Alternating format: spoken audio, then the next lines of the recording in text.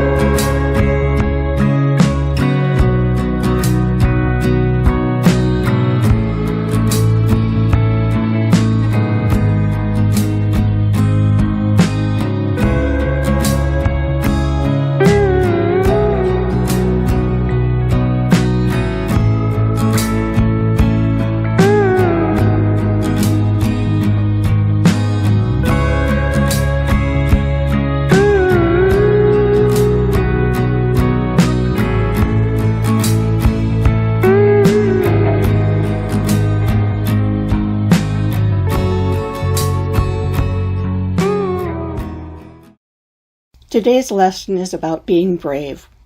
Be brave with your painting. If you find something that you're not really fond of, take it a step further. Be willing to explore different techniques and try something new. Just be brave. It may not work out, but who knows? It just might.